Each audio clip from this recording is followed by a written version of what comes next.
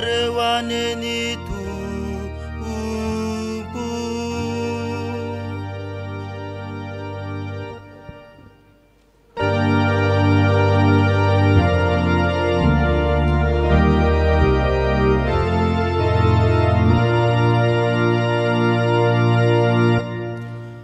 Ho an'izay rehetra mahalala an'Andriamanitra sady voantso no masina ho aminareo rehetra ny fahasoavana sy ny fiadanana avy amin'Andriamanitra azy Jesosy Kristy tompontsika. Amen. Anio ry havako alahady faharoany amin'ity volana oktobra ity izay banjina antsika hatrany ny lohahevitra manao hoe ahoreno ao amin'ny tompo ny fianakaviana. Ny sampanampanazava no hitarika antsika ny amin'izao fanompoam-pivavahana izao. Mialohan'izany andeha ataontsika ny hira amin'ny tanan'ny firaisana.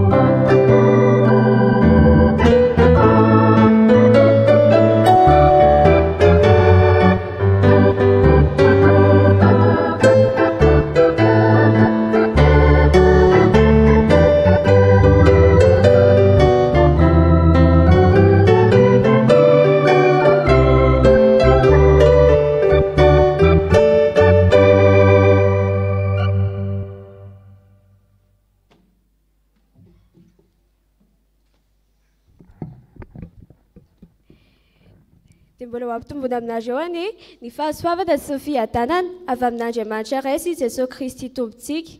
Ho fiderantsika an'Andriamanitra dia arakovaka itsika ny salamo. Salamo 5:100 ny andininy voalohany ka hatramin'ny fahafito. Salamo 5:100 ny andininy voalohany ka hatramin'ny fahafito.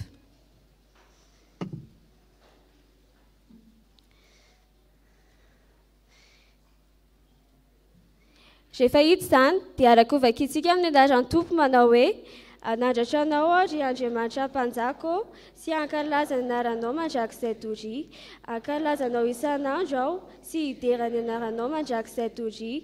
Lehibe Jehova ka indrindra ary tsy takatry ny saina ny fahalehibiazana. Ny taranaka rehetra samy hidera ny asanao amin'izay mandimby azy sy hanambara ny asanao lehibe. Ny laza ny voninahitry ny fiandriananao sy ny asanao mahagaga no sainsainiko. Ny hery ny asanao matahotra no tenen'ny olona ary ny fahalehibiazanao no holazaiko. Anonona ny fahatsiarovana ny haben'ny fahatsaranao izy sy hiovy ny fahamarinanao. Amen. Ataontsika ny hira voalahatra. Thank you.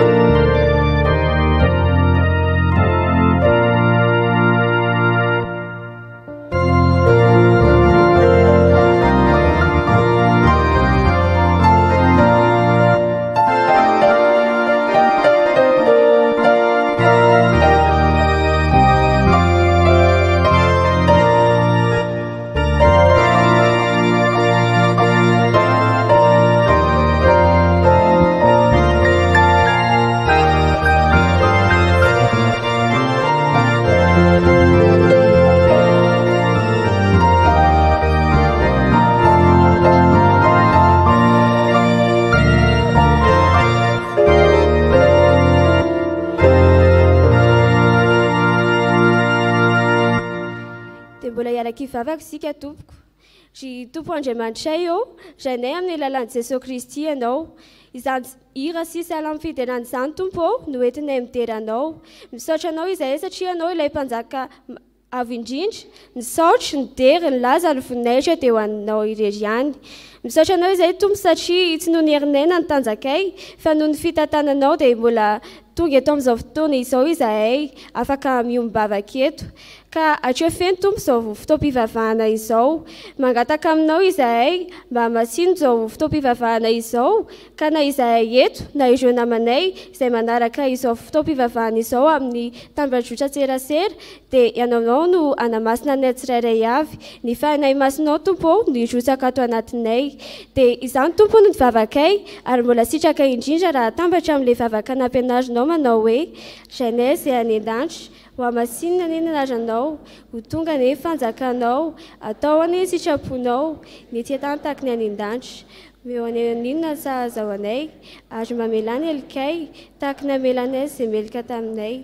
Ary izany mitondra anay afaka panahy fa manafahanay amin'ny ratsy, anao fanjakana sy ny hery ary voninahitra mandrakizay. Amen. Afaka mipetraka ny fiangonana.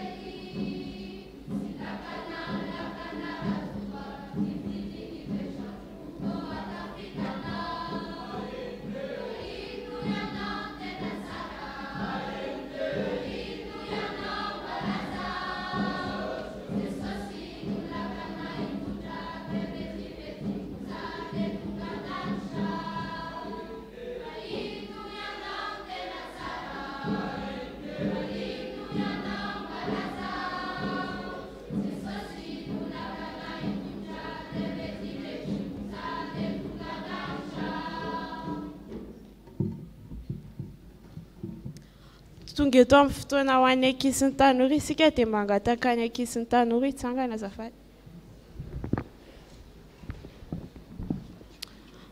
Dia mbola hiarivavaka isika. Jesosy malalo, misaotra anao izay fa mbola tonga eto amin'izao fotoana izao. Mbola omenao fotoana izay zandrinao, ka fenoy ny herin'ny fanahy masinao mba handray lesona tokoa anatin'izany. Misaotra indrindra Jesosy. Amen. Iarakosokavantsika amin'ny baibolintsika ao amin'ny Isaia toko faha 7:20 ny andininy faha 3:20. Isaia toko faha 7:20 ny andininy faha 3:20.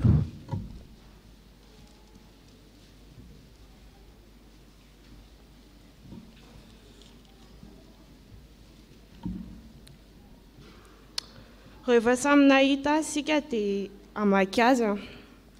Izao hamaky azy. Amin'ny anaran'i Jesosy, mianohy ianareo ka mandrenesa ny feoko, mitandrema ka mandrenesa ny teniko.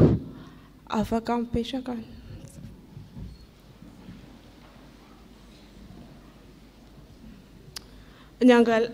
Averentsika vakina mafy be ilay teny. Amin'ny anaran'i Jesosy, mianohy ianareo ka mandrenesa ny feoko, mitandrema ka mandrenesa ny teniko. Amin'ny alalan'ny tantara kely no angalantsika lesona amin'izay. Indray andro nisy mpianaka. Izy roa moa izany ray aman-dreny dia zanaka, rainy sy ny zanany. Dia ny rainy mpiasa tany, dia ny zanany tovovavy kely Ravy ny anarany. Mazoto mianatra sady masarika miramirana, sady mazoto mianatra sekoly alahady izy no rehefa irany dada hoe ndana mandeha mamonjy tsena aloha hiantsenana lokatsika ohatr'izany. Dia mandeha izy tsy mamaly valy izany izy. Dia mandeha mamonjy sekoly alahady tsy tapaka izy.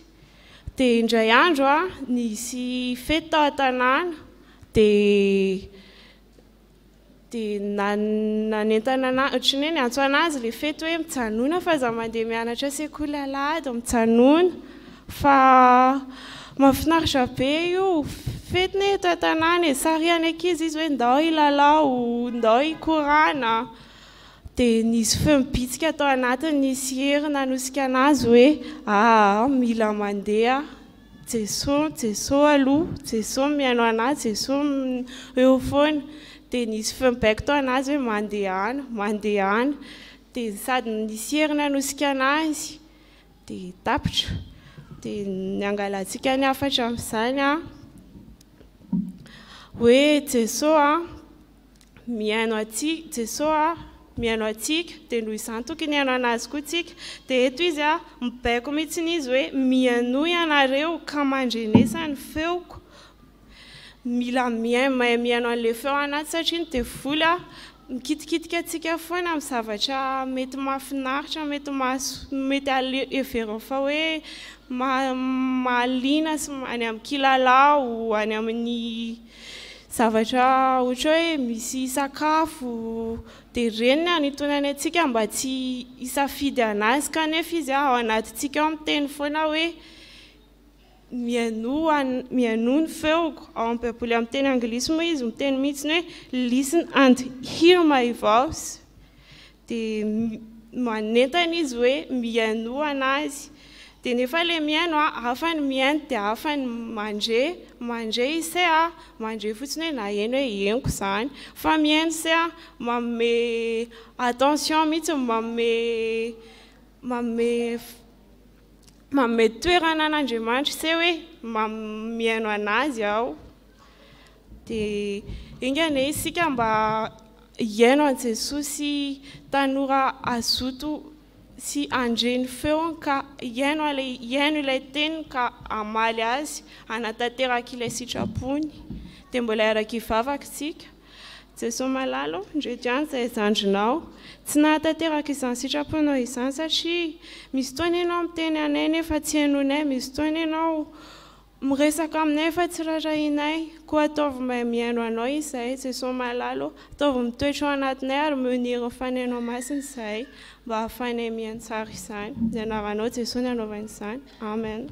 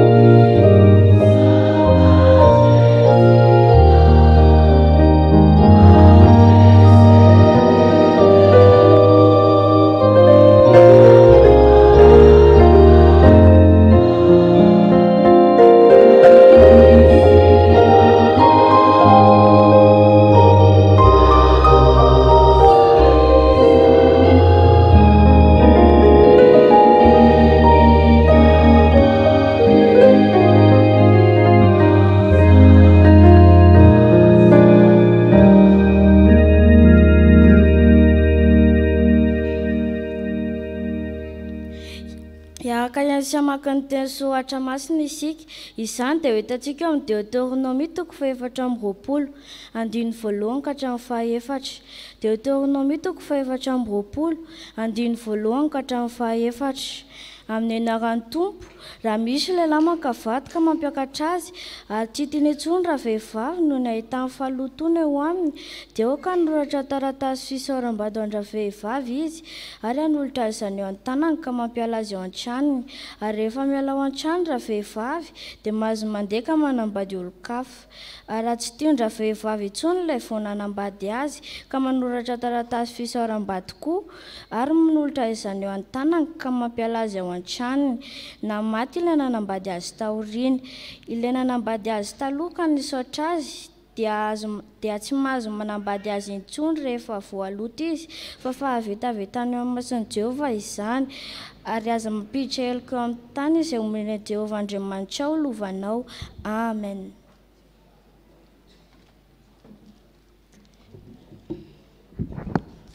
Mbola hitohizantsika ny famakiana teny soratra masina izany dia hitantsika ao amin'ny Korinthianina voalohany Korinthianina voalohany toko 7 andininy voalohany ka hatramin'ny fahaenina ambin'ny folo.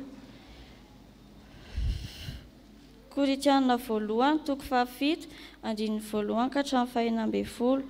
Izao amaky azy amin'ny anaran'i Jesosy ary ny amin'ireo zavatra nosoratanareo dia tsara amin'ny lehilahy raha tsy mikasy vehivavy akory anefa no fitsangatsangana dia aoka ny lehilahy rehetra samy manana ny vadiny avy ary aoka koa ny vehivavy rehetra samy manana ny vadiny avy. Aoka lahy anao izay mety atao amin'ny vavy ary mba toy izany koa ny vavy amin'ny lahy.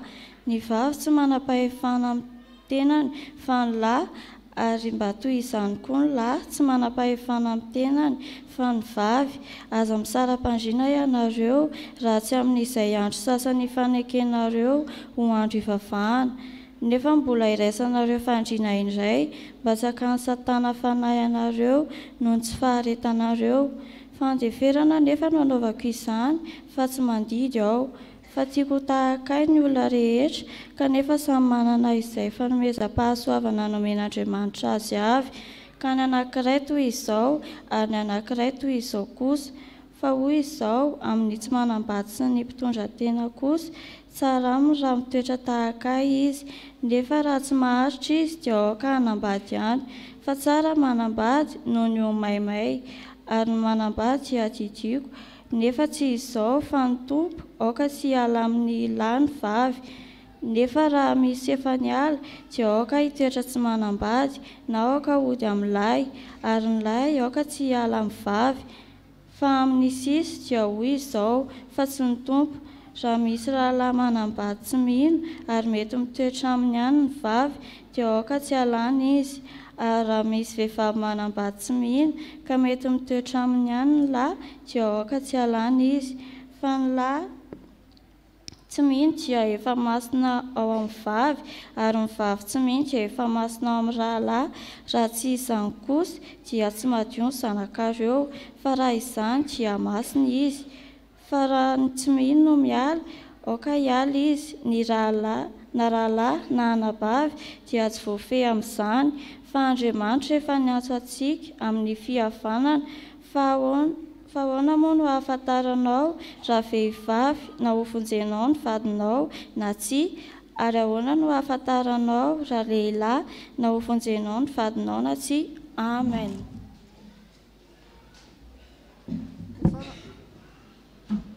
Ho faranantsika ny famakiana ny teny soratra masina izany dia hitantsika ao amin'ny filazantsara nosoratan'i Marka toko 10 ny andininy 12 ka hatramin'ny 12. Marka toko 10 ny andininy 12 ka hatramin'ny 12. Rehefa hita izany dia hovakintsika eo am-pitsanganana.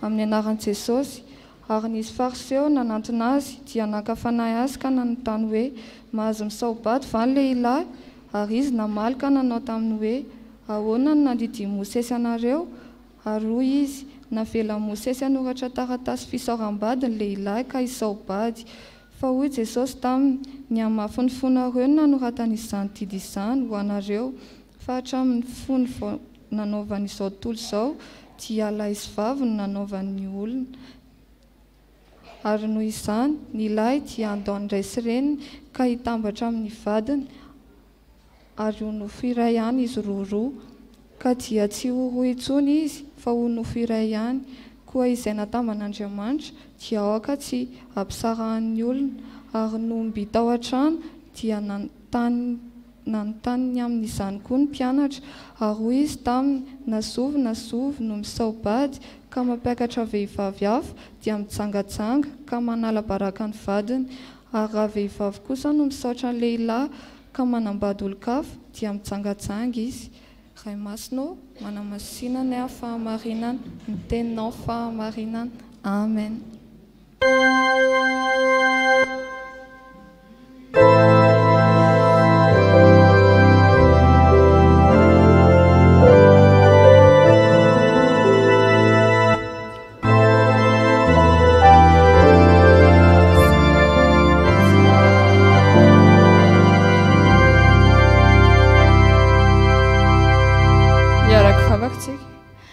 Ry Andriamanitra rainay ao mbola faly midera sy mankalaza ary manome voninahitra ny anaranao lehibe izay ankehitriny.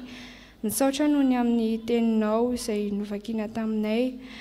Dia misaotra Tompo fa mbola noho ny fahasoavanao no mbola mahatoy izao anay ankehitriny. Dia hifonany aminao ireo zavatra rehetra izay tsy nentina ataonay teo imasinao. Ankehitriny raha hotoriana aminay ny teninao dia mangataka ny fanahinao masina izahay mba hirotsaka ao amin'ny mpanomponao izay hitory ny teny ary koa ao anatinay tsirairay avy izay tsy andre fotsiny fa mba ahalala hiaino ny teninao ka hankatoy izany ary hampiatra izany amin'ny fiainanay tsy ho adinonay fa handray izany amin'ny fo amin'ny anaranao Jesosy Kristy no anaovanay izany vavaka izany. Amen.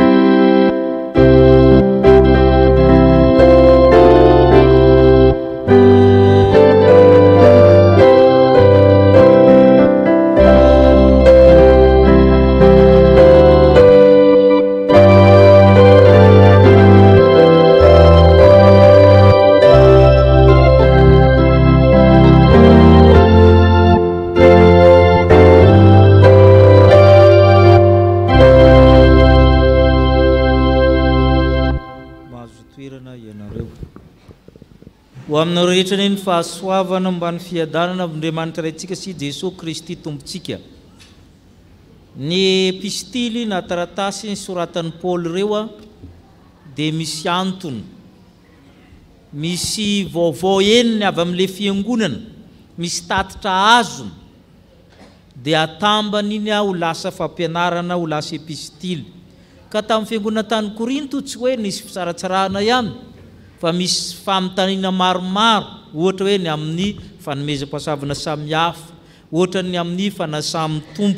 Eto zany ny fanambadiana no valiana eto ary nisy taratasy mihitsy nalefan'olona tamin'ny Paul na amin'ny tany hoe ahoana tsara moa ny amin'ny fanambadiana kristianina zay no mahatonga azy miteny hoe ny amin'ny zavatra nosoratanareo izy dia tiany valina ny amin'ny tinan'ny Paul ny resaka tokantrano kristianina dia Korintianina voalohany toko 7:7 no misy ny fotokevitra amin'ny tinany azy.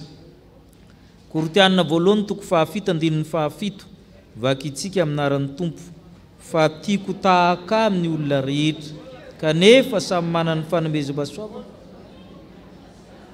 ka ny anankiray toy izao ary ny anankiray koa toy izao kosa. Tiako hitovy amiko ny olona rehetra ho Paul. Maninona moa izy?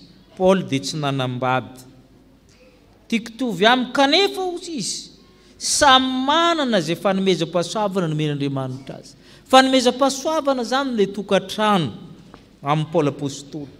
Misy anankiray tahaka izao izy ny fanomezam-pahasoavana, misy anankiray ohatrohatran'izao ndray.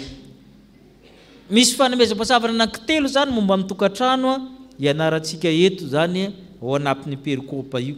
Misy karazana tokantrano telo zay samy fanomezam-pahasoavana io. Fanomezam-pahasoavana zany ny tokantrano rehetra. Ny tokantrano voalohany dia tokantrano misy olona tokantena na tsy manambady. Zay ny tokantrano voalohany tahaka ny an'ny Paul zany. Io zany misy karazany roa. Misy olona zany tsy nanambady mihitsy, misy olona ndray mativady na ny sarabady. Reo zany samy tokantena zany reo. Dia retsika ny perikopa na amin'ny teny milaza an'izany. Ny anankiray aloha ny 9 sy ny 2 vakitsika. 9 sy ny 2 vakitsika hoe ary ny amin'ireo zavatra nosoratanareo dia tsara amin'ny lehilahy raha tsy mikasy vehivavy akory. Nefa noho ny fijangajangana dia aoka ny lehilahy rehetra samy manana ny vadiny avy ary aoka ny vehivavy rehetra samy manana ny vadiny azy. Raha le mirena amin'ny taninareo Paul ny tena tsara ozy izy dia tsy manambady mihitsy. Ary zay mahafanomezam-pahasoavana azy. Tsara izy izy tsy mikasy vehivavy mihitsy, tsy manambady mihitsy izy Paul apôstôly. Tsara io izy satria zay mahafanomezam-pahasoavana azy. Zay ny karazany anankiray tsy nanambady mihitsy izy tahaka ny Paul. Zay zany fanomezam-pahasoavana. Ka amin'io ihany amin'ny mahatokantena io ihany misy olona izy tsika tsy nanambady mihitsy. Kanefa misy olona ndray tondra tena na ny sarabady na takan'izany amin'ny 15 ndray ny ahitantsika an'io. Vakitsika 15 fa hoy zaho amin'ny tsy manambady sy ny mpitondra tena tsara aminy raha mitoetra tahaka izy. Ireo zany le karazany. Tsara io izy Paul apôstôly tsy manambady izy na mativady izy dia tsy manambady intsony. Tsara koa izay ho Paul apôstôly. Inona moa lazana apôstôly ny fahatsaran'izay fanomezam-pahasoavana manokana. Toy izy atsika io toko 7 ihany manambara ny valiny amin'ny 2:30. Madika eo akaiky eo ianao 2:30. 2:30 zany mahatonga ny Paul miteny hoe fanomezam-pahasoavana io. Ahoana ozy izy? Fa tiako tsy maro ahina ianareo. Izay tsy manambady dia miaho amin'ny Tompo mba hahafaly ny Tompo. Le olona tsy manambady io izy be kokoa ny asa vitany ao amin'ny Tompo. Tsy miasa saina maro samihafa izy fa miainy amin'ny Tompo. Mahavita fanompoana kokoa izy. Zay ny dikany tenin'ny Paul apôstôly. Ny tsy manambady izy dia miainy amin'ny Tompo mba hahafaly ny Tompo. Tsisy hivady ampifaliana izy fa izy no ampifaliana izy. Andriamanitra no ampifaliana. Aza vainy misy izy io amin'ny 9:30 vakitsika. Ary tsy mitovy koa ny vehivavy manambady sy ny virgine. Ny vehivavy tsy manambady dia mitandrina ho amin'ny Tompo mba sao masina avokoa ny tenany sy ny fanahy. Fa izay manambady kosa dia mitandrina ho amin'izao fiainana izao mba hahafaly ny lahy. Ny vehivavy izy tsy manambady izy na amin'ny olona tsy manambady dia mitandrina ho amin'ny Tompo, masina ho amin'ny Tompo ny tenany. Fa ny manambady dia masina ho amin'ny vadiny. Ary raha miasa izy misy fotoana roa. ny ray any vady ny ray ho an'Andriamanitra fa ny vehivavy na lehilahy tsy manambady dia fa an'Andriamanitra ny fotoanany zay zany zay mahatonga azy hoe fanomeza ampahasoavana le olona tsy manambady zany dia misy karazany roa misy le nanao voady tahaka ny masera ny frera zany a masera protestante ary mamoremba vady mitafo ry ho an'izay tsy mahafantatra aza dinoina fa misy sanaky ny chapelle anankiray masera ato masera FJKM dia misy koa zareo ary amin'ny Sabotsinamehana fa misy olona zany hoe manana fanomezam-pahasoavana tsy manambady izy fanomezam-pahasoavana io Paolo apôstôly ny tsy manambady na ny mitoetra maty vady na ny saraka dia tsy nanambady intsony a izay no mahatonga ny olona tsy hatositosika satria fanomezam-pahasoavana io ny rehefa tsy nanambady ny olona dia tsy hanambady izy a na tsy manao voady ary izy Paolo apôstôly a fanomezam-pahasoavana oka ny olona rehetra samy janona amin'ny fanomezam-pahasoavana nomen'Andriamanitra azy manana zay fanomezam-pahasoavana nomen'Andriamanitra azy izy zay zany a ny an'le olona tokatrano tokatena zany io fanomezam-pahasoavana io Paoly fanomezam-pahasoavana io mbola misy tony izy rehefa aveo rehefa miresaka tsika ny amin'ny tokatrano faharoa ny tokatrano faharoa ndray tokatrano pino samy kristianina izy roa zay ndray le tokatrano manaraka samy kristianina izy roa nde verenantsika ny Korintianina voalohany toko 7 amin'dininy faharoa zany a hatramin'ny fahadimy andininy faharoa ka hatramin'ny fahadimy vakitsika nefa noho ny fijangajangana dia aoka ny lehilahy rehetra samy anana ny vadiny avy ary aoka koa ny vehivavy rehetra samy manana ny vadiny avy aoka ny lahy anao zay mety atao amin'ny vavy ary mba toy izany koa ny vavy amin'ny lahy ny vavy tsy manana mpahefana amin'ny tenany fa ny lahy ary toy izany koa ny lahy tsy manana mpahefana amin'ny tenany fa ny vavy aza misara-pandrina ianareo raha tsy amin'ny andro sasany fanekenareo ho andro ivavaha nefa mbola raisinareo fandrina ihany mba tsy hakany satana fanahinareo noho ny tsy faharetanareo izay le karazan'olona faharoa izy noho ny fijangajangana ozy izy sao ianao tsy maharitra aleonao manambady miditra amin'le sokajy faharoa aoka ny lahy anana ny vadiny ny vavy anana ny vadiny kanefa rehefa tafiditra amin'ny tokatrano ianao izy izy a tsy izay tianao atao aoka ny lahy anao zay mety atao amin'ny vavy zany hoe ny fiainanao rehefa manambady a dia tsy tahaka ny ianao a mbola ianao célibatera ihany ianao le manambady mandeha tsy mihera sisa ianao niditra tamin'io aoka ny lehilahy anao zay mety amin'ny vavy ary ny vavy ianao mety aminao ary ianao tsy manam-pahefana amin'ny tenanao fa le vadinao iny tompon'ny fahefana ary ny vadinao koa anananao fahefana zay ny dikan'izay efa nazavainao teto amin'ny lasy iny tamin'ny heriny tsy ianao tsony ny fahefana tsy tahaka ianao le tokantena izy ny tompon'ny fahefana izy ny tompon'ny fotoanany tsisy mamitany azy hoe manino ianao tsy mety mody fa efa am'folo zao satria izy ny tompon'ny fotoanany miaraka amin'ny tompo fa ianao na manambady samy kristianina pinanao a dia mody amin'izay fanganareo atorana am-piangonana izy le anankiray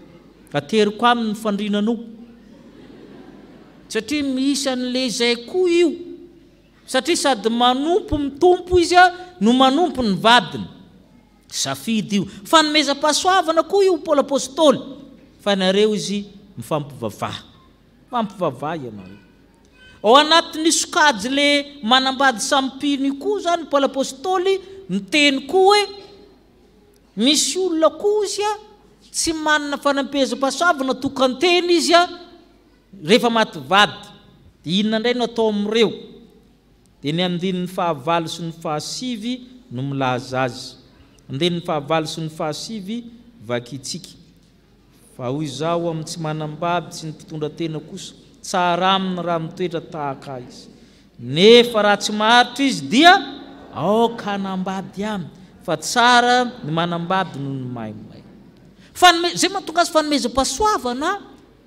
fanomezam-pahasoavana mihitsy ny mipetraka tsy manambady ka aza mitetatety ianao raha tsy maharitra ozy satria manahirana milaza tsy hanambady fa le fitafiana dia fitafianan'ny olona mitady vady sa hoanozy nareo manahirana ho Paoly apôstôly manambady fa tsy fahotana zany ozy izy fanomezam-pahasoavana ny mitranona tokatena sao dia tsy manana zany fanomezam-pahasoavana zany ianao ozy izy alao manambady ihany ozy izy sao dia manahirana eo hanika rehefa mandeha amin'ny ianao dia sotomin'ny olona ny vadiny tsy lahadahatra aminao io satria manahirana mijery ianao eo anareo dikona lehilahy misy tsy manambady reo zany sao dia dia manahirana hoe dikona ateriny dikona modiny ry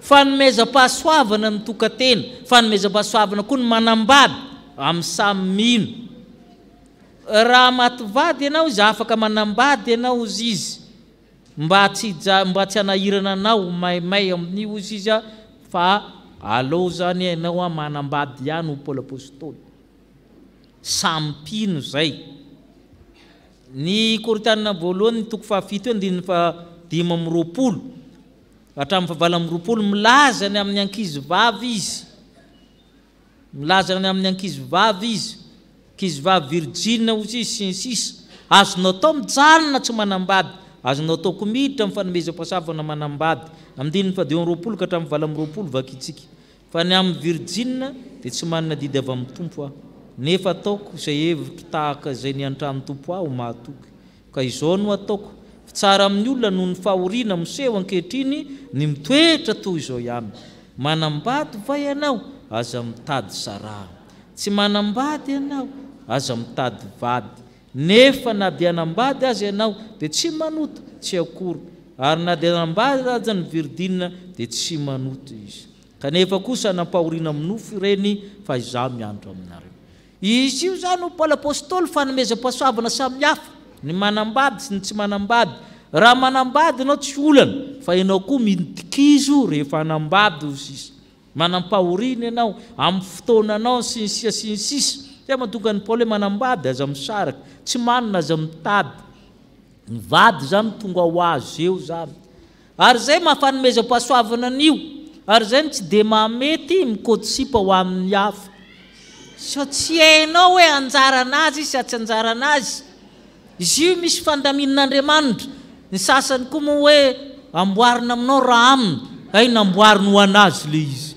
tanao fa tsy mety fa lasa le satria namaly kala hoe tsy izy ny tiako fa ianao ozy le kala dia teo le ridizina teo satria misy fanomezam-pahasoavana io avy amin'Andriamanitra fanomezam-pahasoavana efa ianao izy afaka manambady ianao izy na ny mativady na ny sarabady na ny virgine afaka manambady reo fa le misabaka nelanelany tsy mety ho Paoly apôstôly satria fanomezam-pahasoavana tsy manambady ianao fanomezam-pahasoavana manambady samy kristianina ianao fanomezam-pahasoavana fa mbola misy ampahany fahatelo resan'ny Paoly apôstôly ny olona manambady tsy kristianina tsy pino mihitsy ny vadiny atao hoanandray reo verenantsika ny Korintianina voalohany toko 7 teo manomboka amin'ny 12 ndray ny fanazavan'ny Paoly anio hatramin'ny 9 amin'ny 12 hatramin'ny 9 avaka itsika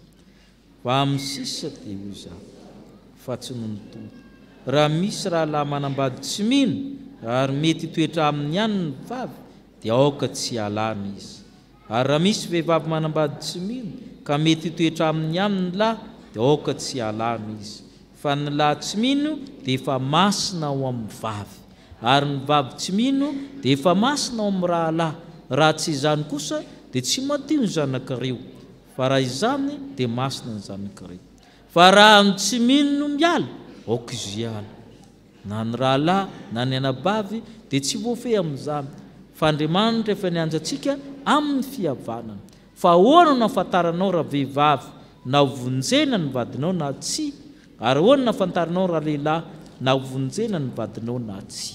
Misy olona izy manambady olona tsy mpino, tsy kristiana, mety islamo, mety budisme, mety tsy mankana am-piangonana mihitsy ary. Tsy voatery isaraka ho Paoly apôstôly. Raha mety mitoetra aminy izany hoe raha manaiky fandaminana izy, raha mamelanao hivavaka izy, entinao ny zanakao mandeha mivavaka tsy miteny izy aza misaraka aminy ozy izy. Tsy fantatrao nge ho Paoly apôstôly na voavonjy ihany io. Ndray andro any izy mbo hitodika, zay koa tenenin'ny Paoly zany. Raha manaiky fandaminana izy, raha mora lamina izy, mamelanao hivavaka izy tsy voatery saraka aminy ianao Paoly apôstôly. Satria ianao no masina, dia masina ho azy ny tokantranonao, masina ho azy ny vadinao, masina ny zanakao. Zay no dikany hoe ny lehilahy tsy mino io masina amin'ny alalan'le vehivavy mino, ary le vehivavy tsy mino io masina amin'ny alalan'le lehilahy izay efa mino. Fa raha ndray izy tsy manaiky ozy izy, raha ny tsy mino no miala izy, maninona? Alao izy iala. Raha izy tsy manaiky fandaminana, tsy manaiky anao hivavaka, alao izy iala ozy izy. Fa itsika olon'ny fihavanana, rehefa manaiky havana izy mety, fa rehefa tsy manaiky havana izy akory atao. Fa ianao mety ataon'Andriamanitra fitaovana amonjy azy. Ireo ny karazana tokantrano misy tenenin'ny Paoly apôstôly hoe tandremo ozy izy fa fanomezam-pahasoavana. Tokantena na tsy manambady mihitsy izy fanomezam-pahasoavana. Manambady sampino izy fanomezam-pahasoavana. Manambady olona tsy mino izy ny mahay ny fiarahamonin-drareo ao. Fa tsy anjaranao satria misy ny fanarahany tao. Raha mbola mandeha amin'ny fiangonana izy mivavaka izy avelan'ny vadiny anjara amin'ny isy ny tompo zany. Zay zany le zavatra anankitelo resahan'ny Paoly apôstôly momba n'io fanambadiana io zany hoe tokantrano miorona ao amin'ny tompo daholo izy anankitelo reo, samy tahin'Andriamanitra, samy misy fanomezam-pahasoavana avy amin'Andriamanitra reo. Na ny toetra tsy manambady mety mitaiza zazy izy, misy ankizy mipetraka ao fanomezam-pahasoavana avy amin'Andriamanitra zany, mahatonga azy tsy ety hanambady intsony. Fanomezan'Andriamanitra koa ny manambady sampino, mifampivavaka, mifampitaiza, ary fanomezam-pahasoavan'Andriamanitra koa ny olona sasany izay manambady olona tsy mankana am-piangonana, misy ate mihitsy ara ny vadiny fa izy dia mivavaka tsara.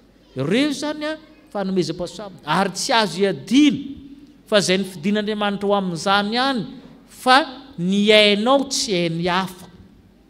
Ary zay mahatonga ny Paoly apôstôly mame izany amin'ny andininy fahafitam-biny folo, vakitsika andininy fahafitam-biny folo. Ahoana sisy? Kanefa aoka ny olona rehetra samy andeha araka izay anjara nomeny tompo azy sy araka izay nantsoan'Andriamanitra azy avy. Ary samy nanodiko ny fiangonana rehetra. Samy fanomezam-pahasoavana aloha mandeha araka ny anjarany avy, mandeha araka ny anjarany avy ozy izy. Manahirana. Misy namana hoe za tsy hanambady tsony.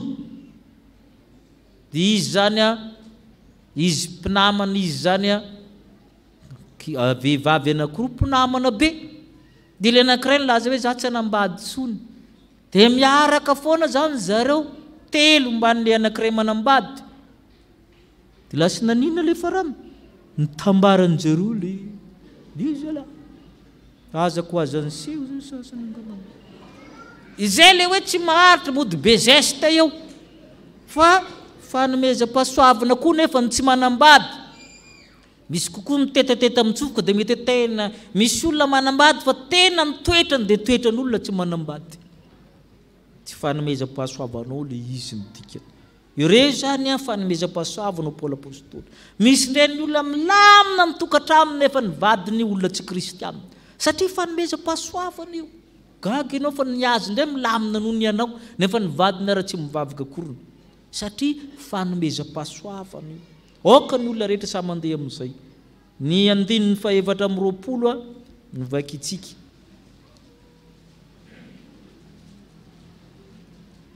Ahoana ozy izy? Rahalahy, aoka ny olona rehetra samy toetra amin'Andriamanitra ao amin'izay niantsona azy avy. Antso zany izy anankitelo reo aza misalasala ianao amin'ny fiainanao, aza mety eo omeny olona tsiny na matahotra mason'olona, fa ireo telo reo samy fanomezam-pahasoavana amin'Andriamanitra. dia mahery izy indrindra ry havana. Amen.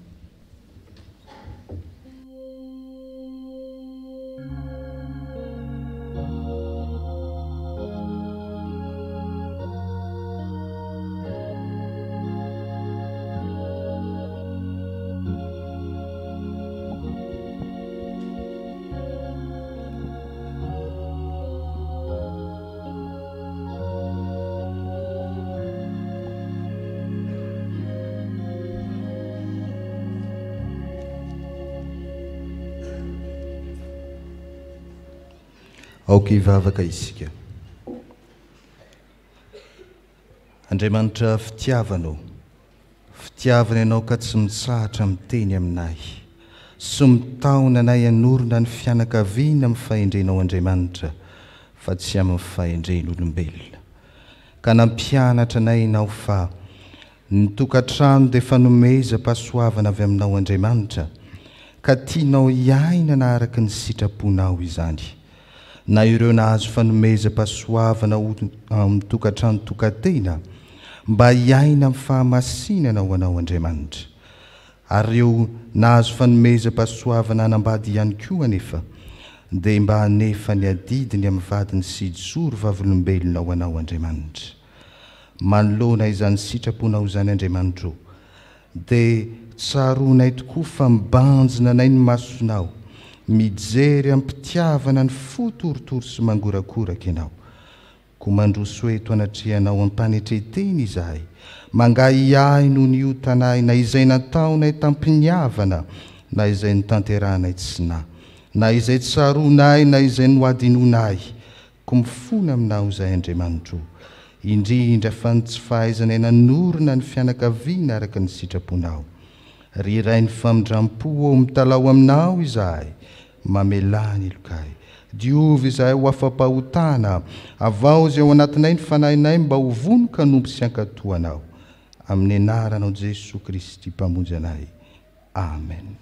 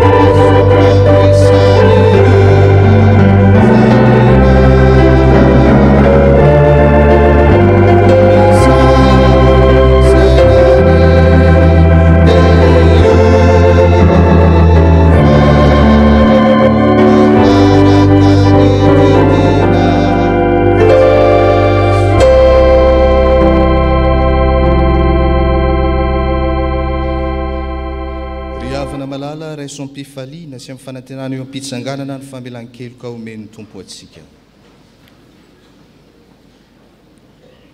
Hoy ny tompo, satria ninoanatra ianao ka nanetry teny eo anatrehako. Izaho efa niaino, aza matahotra ianao fa efa nanavitra anao aho, efa niantso ny anaranao aho, ianao. Izaho dia izaho mamono ny fahadisoanao, ary tsy ho tsarovako ny fahotanao. Ko ambara ary fa voavela ny elokareo noho ny anaran'ny masina, midy rano tompo. Amen. Fa sambatra ny olona izay voavela ny elony, sy voasarona ny fahotany. Sambatra ny olona izay tsy sainy Jehovah eloka, ary tsy misy fitaka ny fanahiny. Amen.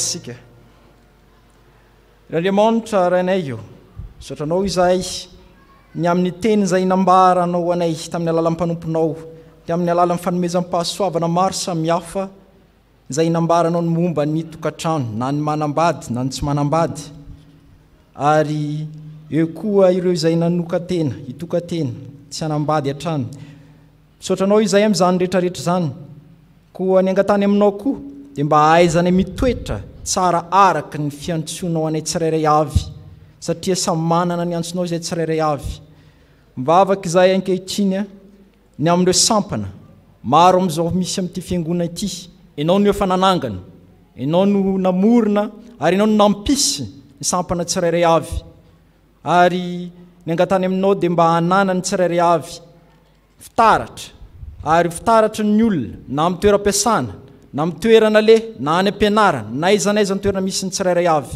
vavaka manokanao anao izay ny amin'ny mpanazava ny amin'ny tian'io ity ianao tokoa no mba hanazava ny dian'izy ireo mba hahafahan'izy ireo mandeha mba ahitan'olona fahatsarana mandrakariva ary fahazavana ao amin'ny sampana izay misy izy ireo tsirairay avy mivavaka aminao izay ny amin'ny ity chapelle ity ianao Andriamanitra nefa nanorona nyity fiangonana ity no angatanay ampiroborobatrany izao fiangonana izao eo ny olona maro samihafa izay miara-miasa amin'ny fanompoana ny dekona eo ny mpitandrina izay mitondra an'izao fiangonana izao ianao Andriamanitra no ny angatanay anome hery fahasalamana tanjaka ho azy sy ny ankonany rehetra ary ahaizany namana hafa sy ny miara-manompo rehetra hifanompo araka anao Jesosy Kristy tompo eo koa ny fangatanay anao no mba hanao hatrany ireo izay zanaky ny chapelle maneran'i Madagasikara satria ny ivelany Madagasikara mba tsy emotra amin'ny finoana raha miala aty ivelany fa tena hijoro amin'ny finoana hatrany satria ianao Andriamanitra dia omniprésent ary apetraka eo aminao koa ny firenenay izay firenena izay nosafidianao misy anay tsirairay avy izahay no mivavaka aminao ankehitriny satria akaiky ny fifidianana ianao Andriamanitra no hiasa amin'ny tsirairay avy ny fananao masina hitoetra amin'ny tsirairay avy manomboka ambony indrindra ka hatrany ambany indrindra izany mivavaka izany dia apetraka amin'ny anaranao Jesosy Kristy tompo amen ry havana malala ndeha nambara sy anaiky ny fanekam-pinoantsika amin'ny alalan'ny fanekam-pinoana izay raisantsika amin'ny fiangonana maneran'izao tontolo izao dia amin'ny fanekam-pinoana apostolika manao hoe mino an'Andriamanitra ray tsy tompanao ny lanitra sy ny tany aho ary mino an'i Jesosy Kristy zanany lahy tokana tompontsika izay nitorotoroana tamin'ny fanahy masina nateraka Maria Virginy nijalina napaka amin'ny Pontius Pilato nombona tamin'ny hazo fijaliana maty ka nalevina nidina tany amin'ny fiainantsita nitsangana tamin'ny maty tamin'ny andro fahatelo niakatra ho any an-danitra mipetraka ankavan'Andriamanitra ray tsy to avy any no hiaviany tsara mivela sy ny maty mino ny fanahy masina aho fiangonana masina maneran'izao tontolo izao fiambonan'ny olona masina famelan-keloka ny fitsanganany tena amin'ny maty ary ny fiainana mandrakizay. Amen. Mahazo toerana ny fiangonana.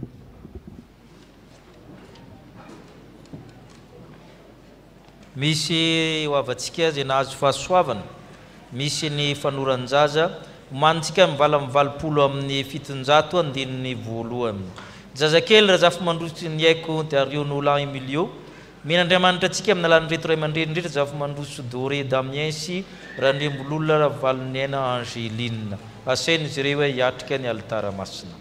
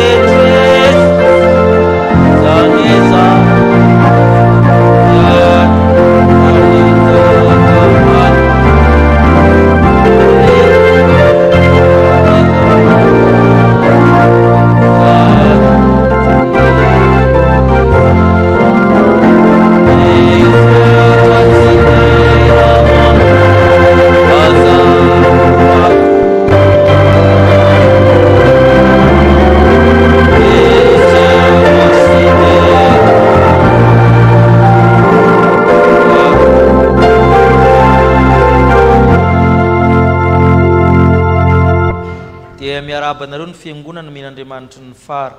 Hoy ny soratra masina. Fa ianao no nampivoaka avy tao an-kibo, nankinina tamina ohatra ao am-boka, antrana-kibon-dreniko dia efa Andriamanitra ianao. Ary efa tapitra ny andro fidiovana araka ny lalan'i Mosesy, dia nitondra azy niakatra tany Jerusalema izy mba ho atolotra ho an'ny Tompo. Ko atolotra ho an'i Jehovah izy, eny amin'ny andro rehetra iainany dia voatolotra ho an'i Jehovah izy. Amen. Ivavaka isika. Misaotra anao izay tompona amin'izao fanoran-jaza izao ataony reto ray aman-dreny reto natrehanao. Ianao dia tsy miova, mpamindra foy ianao, mpiaro ny taranaka amin'ny fandimby ianao. Vavolombelony izany ny fianakaviana, ka miaraka, miombona amin'ny fifaliana amin'ny fiangonana. Ianao ray mpamorona, ianao ny hiara-monina amin'ny zaza amin'ny alalan'i Jehovah Kristy sy ny fanahy masina. Ianao ny nampiditra ny zaza amin'ny fianakaviana, nampiditra azy amin'ny fiangonana sy ny firenena. Nitezy ianao hikolokolo anabe miaraka amin'ny ray aman-dreny reto zaza reto, ka hampanjaka ao amin'izy ireo ny tokantrano misy fitiavana, fanantenana, finoana, hatsapan'ny zaza fa tokantrano misy Andriamanitra zany tokantrano izany. Toan'ny fanahy mazoto izy ireo amin'ny asa fanompoana rehetra, ho amin'ny sakrameta rehetra, ho atolotra ho amin'ny zaza. Ka ianao Andriamanitra koa hanampy anay fiangonana, hitaiza sy anabe ny zaza ankizy rehetra nomenao anay. Zany nangatana amin'ny anaran'i Kristy ilety zaza. Amen. Into zao zaza rao te zao hitombo tena, hitombo saina, androso fitian'Andriamanitra sy ny olona ary ho manana anareo ny amin'ny sakrameta. Da miaraba anareo izay amin'ny anaran'ny Tompo Jesosy. Amen. Rapaina indrindra.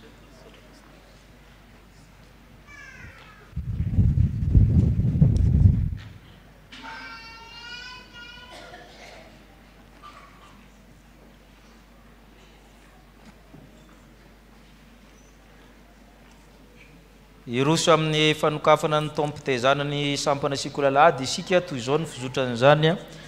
Ny rafa raiky amin'ny 700 dia hitsangana ny sikolalady rehetra, anatin'izany ny mpampianatra amin'ny ray aman-dreny, ny komity ny jobily, ny branche sikolalady eo ampitoerana ihany. Andininy rehetra no atao dia hiakatra ny filohan'ny sikolalady hiantsony mpampianatra, dia mantanteraka ny vavaka ny mpitandrina. Aorian'izany dia manokatra amin'ny fomba mpiangonana izy, aorian'izany dia anao ny hiranomanina izy ireo. Raha tsy misy hiranomanina dia ny hiran'ny jobily no ataony satria anatin'ny jobily izy ireo. Dao ary hitsangana ianao rehetra amin'ny rafa raiky amby 700 ny sikolalady raha teo no hitendry zany ao ambony ao.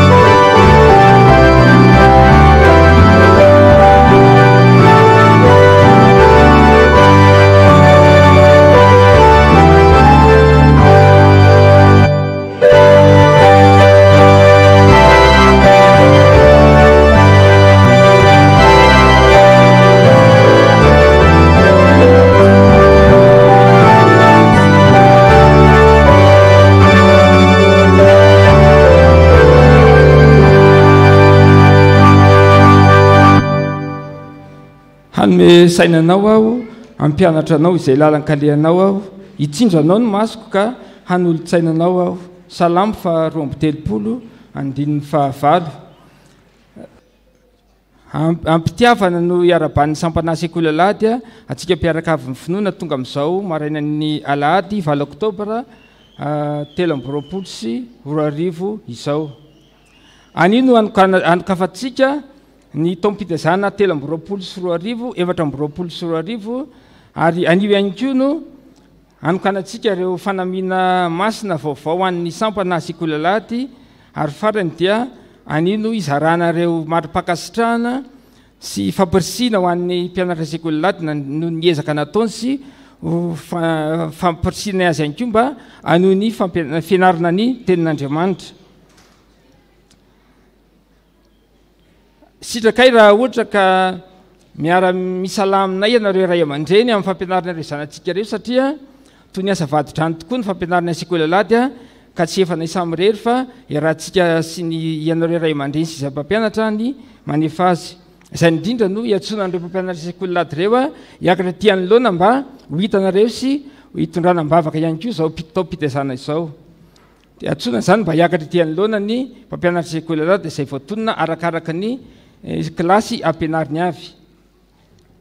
Ramatoa sy Andriamatoa isany Nina Stefanie Landy Narindra ary ravaka ao amin'ny ankanin-jaza A. Nina Stefanie Landy Narindra ary ravaka ao amin'ny ankanin-jaza A.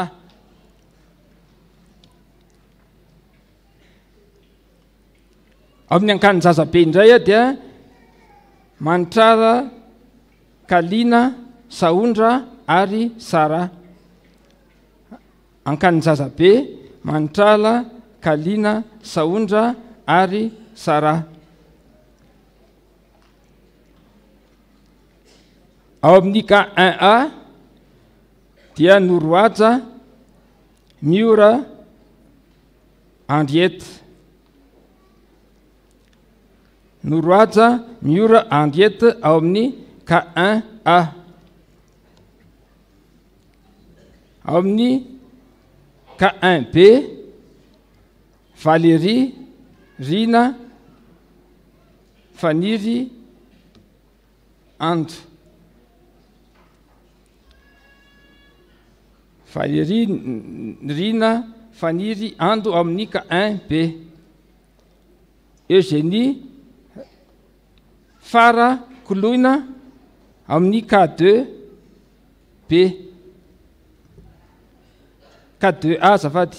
Eugénie Fara Koloina K2A.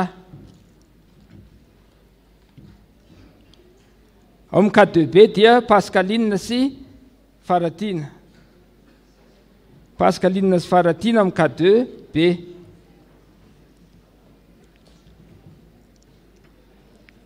K3A dia misy Anjara Mahery ary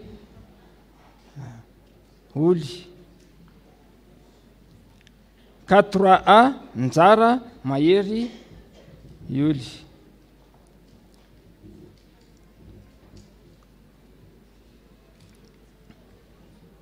Amin'ny K3B dia misy any Monique sy Mino. Mino sy Monique ao amin'ny K3B. Ao amin'ny K4A misy any Miora Nicole ary Bodonirina. Miora Nicole Bodonirina ao amin'ny K4A.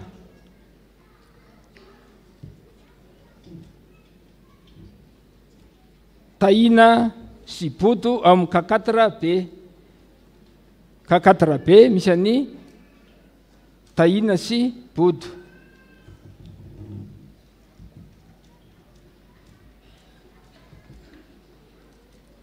K5A misy any Tamby sy Fanilo.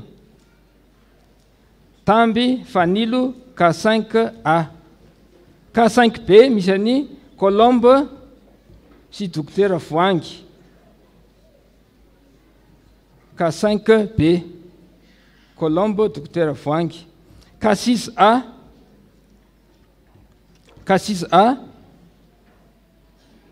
Zina sy Voangy.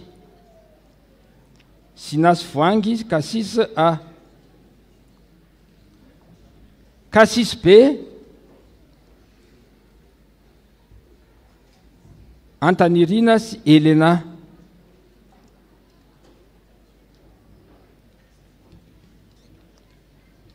K7A Noro Anta Bernas. K7A Noro Anta Bernas.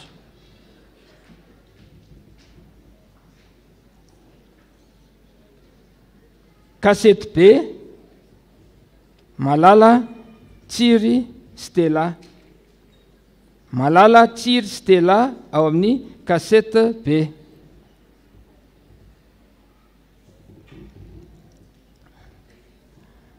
K8A misy any Vola sy Sabine. Vola Sabine K8A.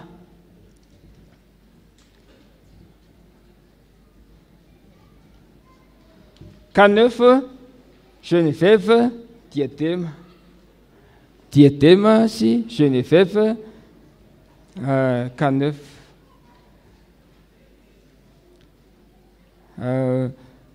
Madame Geneviève miala tsiny fa tsy eto antoerana.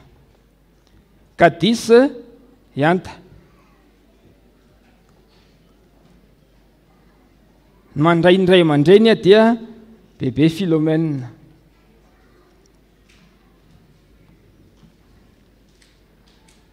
Ary ny mpampianatra hira ao amin'ny tany-ketsa dia Liva, Madame Liva zany dia Monsieur Liva dia hiavitra. Liva anankiroa zany Liva vehivavy dia Liva lehilahy dia hiavitra. Liva lehilahy zany ny alatsiny fa tsy eto antoerana ihany koa noho ny asa aman-draharaha. Ireo ny mpampianatra handray ny zanatsika amin'ny taom-pitezana 3 4 sy 4. Aza misalasala manatona na amin'ny resaka amin'izy ireo raha misy olana na misy koa sosokevitra hanatsarana fampianarana sekoly laty. Entana ihany koa ireo ray aman-dreny izay mbola manana zanaka tsy mianatra sekoly laty mba hanefa ny adidinareo dia anefa ilay fanekena teo amin'ny batisa mba hampianatra ny zanaka sekoly laty. Ankehitriny dia iangaviana ny ray aman-dreny mpitanjona mba hitondram-bavaka izao taom-pitezana izao. Itodika aty amin'ny altary nareo dia hitsangana izay rehetra manao fanamiana izany fanamiana vaovao izany. Hoy ny soratra masina. Izaho ny voaloboka ianareo ny sampana. Raha miray amiko ianareo dia mamobe ary raha mitoetra anatinareo ny teniko dia angatazo izay tianareo ary na inona ho tonga aminareo izany. Zany no ankalazana ny raiko mba hamoaza anareo be ka ho tonga mpianatra ianareo. Zarazana samihafa ny fanomezam-pahasoavana nefa ny fanahy dia iray aminy. Zarazana samihafa ny fanompoana nefa ny tompo dia iray aminy. Fa iray ihany ianareo tahaka ny ray ato amiko. Iray ny tompo, iray ny finoana, iray ny batisa, iray Andriamanitra, iray n'izy rehetra, ambonin'izy rehetra, manerina azy rehetra, ho amin'izy rehetra. Amen. Ivavaka isika. Misaotranao izay ny amin'ny sampana sekoly alady izay manatanteraka ny fanokafana ny taom-pitezana ankehitriny. Miaraka amin'izao fanamiana izao, atokanay izany fanamiana izany hanompoana anao, mariky ny fitoviana, mariky ny fandraisana andraikitra hitoerana amin'ny fahamasinana. Tahino ny taona mpitezana manontolo, ny mpianatra, ny mpampianatra, ny mpanabe, ny ray aman-dreny, ny komity isa tokony samy efa ny andraiky ny avy amin'ny zavatra rehetra. Ka ianao Andriamanitra hitantana azy ireo hamakivaky ny taona. Tanterao amin'izy ireo ny tsodranonao. Ny fahasoavan'i Jesu Kristy, ny fitiavan'Andriamanitra ray, fampiraisana amin'ny fanamasina hitantana nareo. Ka na ny fikasana na ny fanaovana avy tanteraka ny sitrapony izy amin'ny asa ao anatinareo. Amen. Todika any amin'ny fiangonana ianareo. Ambara amin'ny aran'ny ray zanaka fanamasina fa misokatra ny taom-pitezana 3 sy 4 sy 4 an'Andriamanitra irery ny voninahitra.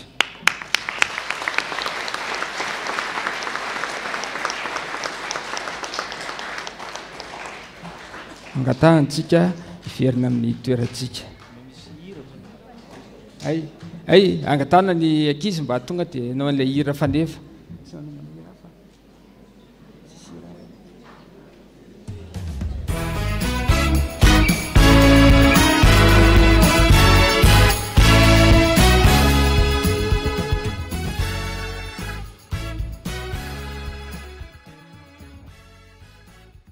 sangana daholo ny ankizy rehetra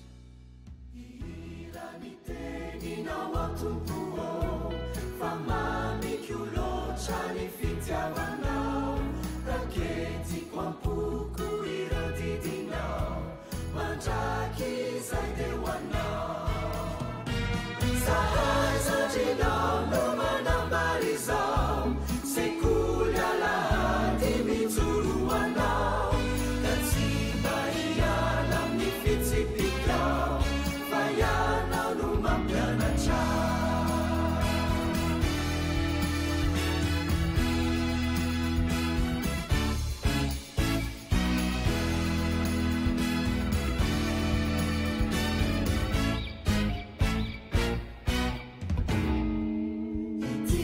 Zobili tireze so faeni pulutau nani tariana amasinu na ufana fana ni fiangu na norecha sai sajinau no manambarizau sekulia la dimituruana katsima iyalam ni fitsipikau fayana Sahai sajinau no manambarizau Sekulia lahati mitsuruanau Katsiba iyalam nifitsipikau Fayana no mampianachau Katsiba iyalam nifitsipikau Fayana no mampianachau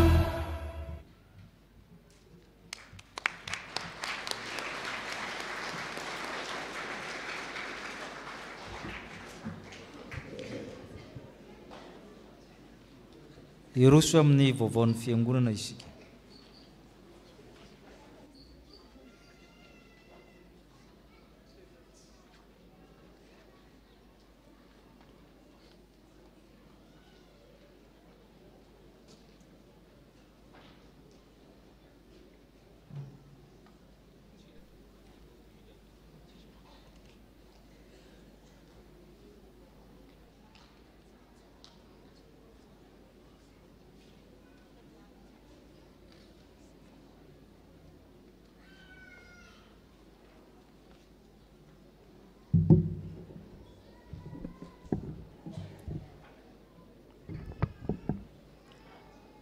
Hanapaka opotsika mandrakariva rery havana ny fiadanana sy ny fahasoavan'i Jesosy Kristy tompontsika.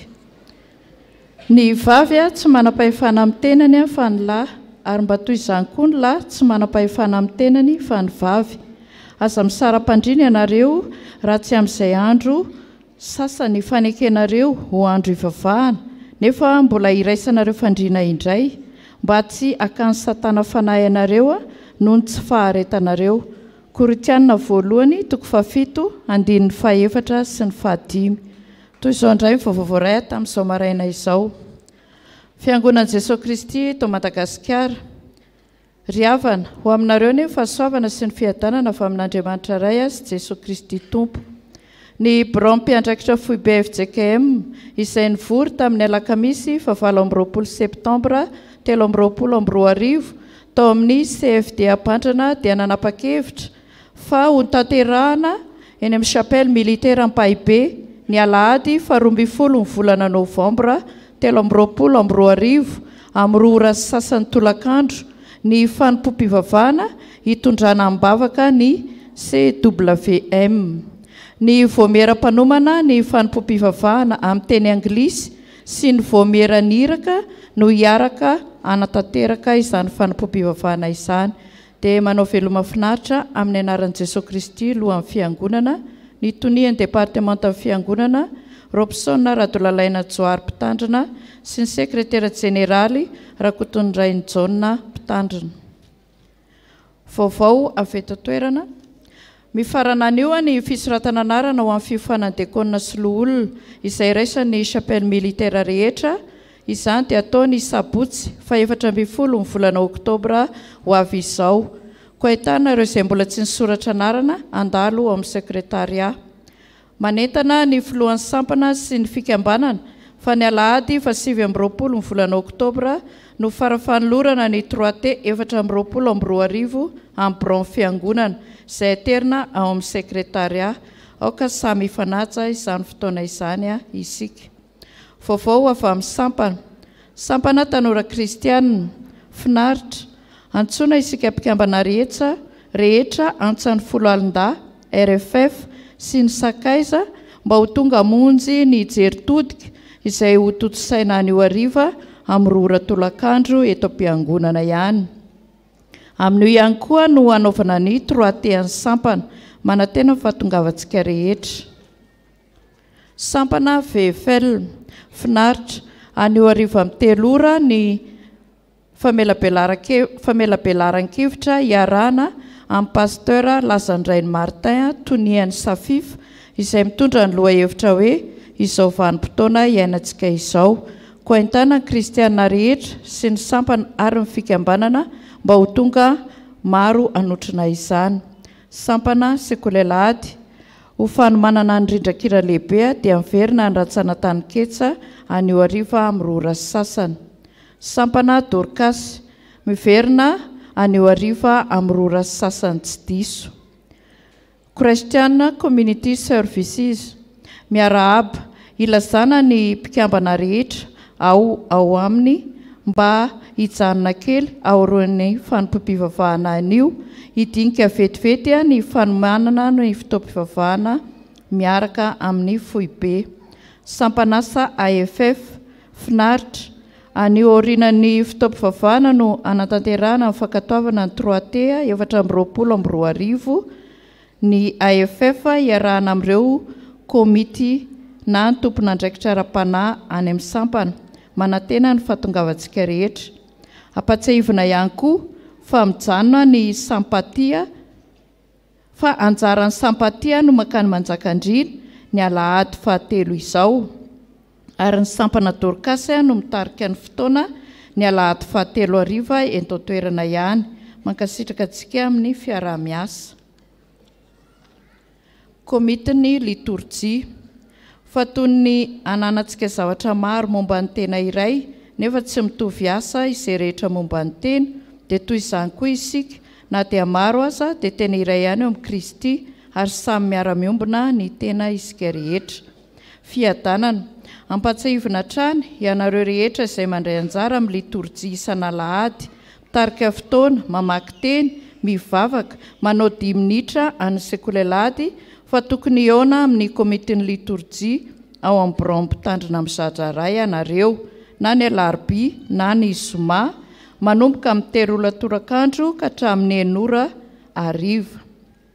Ianareo mahafantatra izay fotoana mahafaka anareo antenaina fa samy anaiky izany fandaminana izany avokoa ny rehetra ho fampandrosoana ny asan'Andriamanitra ho azy irery ihany ny voninahitra ho amintsika kosa ny fanahy ny fahendrena sy ny fahazava-tsaina. Amen.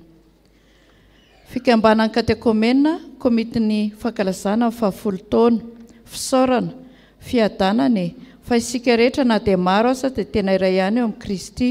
Misaotra ny tompo lehibe tamin'ny fahatotosan'ny aingam-piderana ny alahady 1 volana oktobra lasa teo izay niarahan'ny fikambanana katekomena tamin'ireo atoko-pihira teto am-piangonana. Misaotra ny mpitandrina ny bron fiangonana ny sampana namaly ny antso ary ny fiangonana manontolo tamin'ny fiombonana tamin'izany. Andriamanitra manankarem-pahasoavana amaly fitianareo. Valopy 150 amin'ny 730 no efa tafaverina. Koa ahitana ianareo izay mbola mitazona izany mba hamerina izany na alarobia hariva na zoma hariva ahafahana manao ny tatitra.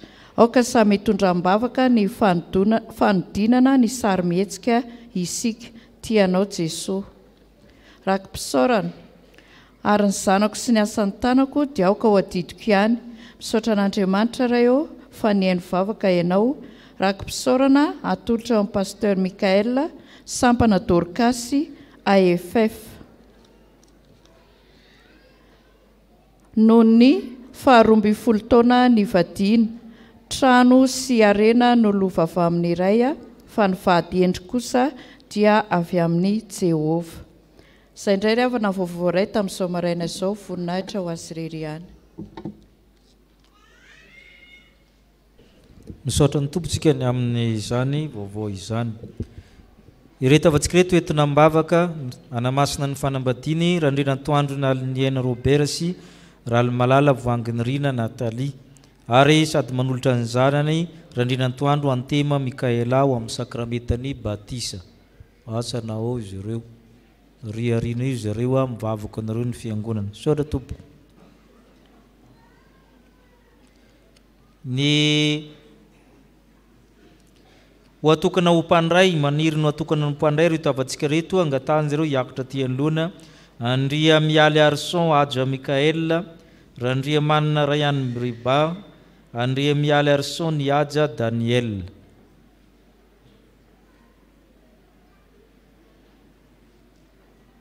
Kasi natokana amin'ny 12 ny volana Oktobra hivavaka isika. Misaranao zay tompony amin'ny reto avanay reto zay manolo tena ire latabatra aminao andray ny sakramenta masina no famandrany Kristy zay manambara fiainana ho anay. No Andriamanitra misafidy ny olona anatiny anao amin'ny latabatra ao masina ka nomana azy ireo anao anamasina azy ireo ary tonga zany fotoana andraindrainy zany. Ka ianao Andriamanitra hijery azy ireo na ampaharasalamana na fiomanana andrindrandrindra ny ara-panahy ka ny fahasoavanao mba azo mandrakariva ny aminaran'ny Kristy Tompo. Amen. Mahazo toerana ianareo. Raha mpisaorana ho ny fahasoavana atolotra ny mpitandrina fa ny fahasoavan'Andriamanitra nahatoy izao Korintiana voalohany 10:10. Iroso amin'ny rakitra isika eo ny tokopira eo ny sampany ny dekona koa andamina antsika ny amin'izany.